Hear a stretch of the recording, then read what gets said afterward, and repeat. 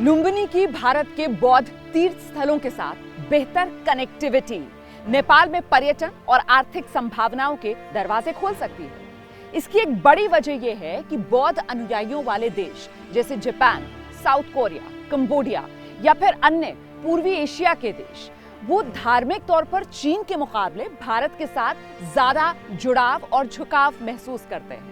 तो फिर इस बेहतर कनेक्टिविटी की वजह से इन देशों के पर्यटकों की नेपाल में आवाजाही बढ़ सकती है।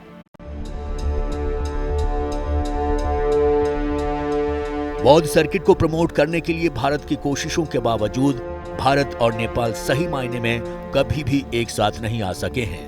नवंबर 2018 में जब भारत वर्ल्ड बैंक के साथ मिलकर भारत में बौद्ध सर्किट को विकसित करने और बढ़ावा देने के लिए अरबों डॉलर के एक प्रोजेक्ट पर काम कर रहा था, तो नेपाल के पूर्व पर्यटन मंत्री रविंद्र अधिकारी ने चीन के सामने ट्रांस हिमालयी बौद्ध सर्किट विकसित करने का प्रस्ताव रखा था।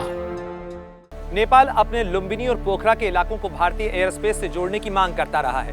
नेपाल सिविल एविएशन के अधिकारियों के मुताबिक गोरखपुर में सैन्य ठिकानों के कारण भारत इससे ऐतराज जताता रहा है। बहरहाल प्रधानमंत्री नरेंद्र मोदी के आने वाले नेपाल दौरे में इस मुद्दे पर किसी बड़े समाधान या ऐलान की उम्मीद तो फिलहाल धुंधली है, लेकिन ऐसे कई मुद्दे हैं जिन पर बीते कुछ सालों के दौरान छाई रिश्तों की बर्फ पिघल सकती है।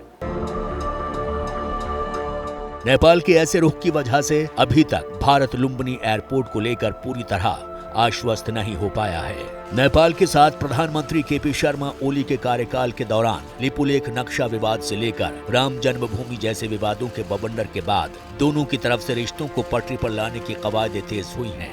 पिछले महीने नेपाल के पीएम देउबा अपनी पहली विदेश यात्रा पर भारत आए थे। अब लुम्बिनी में फिर दोनों मिलने वाले हैं। एक महीने में दोनों के बीच 2 बार मुलाकात रिश्तों की गंभीरता को दर्शाती है। पीएम मोदी नेपाल को कितना अहम मानते हैं वो इस बात से पता चलता है कि अपने पहले कार्यकाल में पीएम मोदी प्रधानमंत्री के तौर पर 3 बार नेपाल की यात्रा पर गए, जबकि दूसरे कार्यकाल के दौरान ये उनका पहला दौरा है। और नेपाल के संबंध में भारत की नीतियां, हमारे प्रयास इसी आत्मीयता की भावना से प्रेरित रहते हैं। नेपाल की शांति, प्रगति और विकास की यात्रा में भारत एक दृढ़ साथी रहा है और हमेशा रहेगा। सूत्रों के मुताबिक मोदी अपने नेपाल दौरे में द्विपक्षीय बातचीत के बाद चीनी सरकार को माकूल जवाब देने के लिए शेर बहादुर देउबा के साथ एक अलग मंच भी साझा कर सकते हैं। नेपाली मीडिया रिपोर्ट्स के मुताबिक नेपाल की सरकार अपने महत्वपूर्ण प्रोजेक्ट चीनी कंपनियों के बजाय भारतीय कंपनियों को देने का मन बना रहा है। नेपाल पीएम देउबा बता चुके हैं कि सेती जल विद्युत परियोजना के लिए भारत से बातचीत की जा रही है। आपको बता दें कि नेपाल ने 2012 और 2017 में इसी परियोजना को लेकर चीनी कंपनियों के साथ समझौता किया था।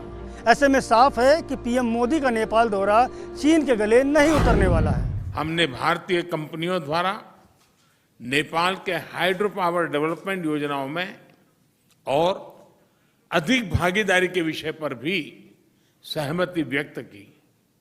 यह प्रसन्नता का विषय है कि नेपाल अपने सरप्लस पावर भारत को निर्यात कर रहा है। इसका नेपाल की आर्थिक प्रगति में अच्छा योगदान रहेगा।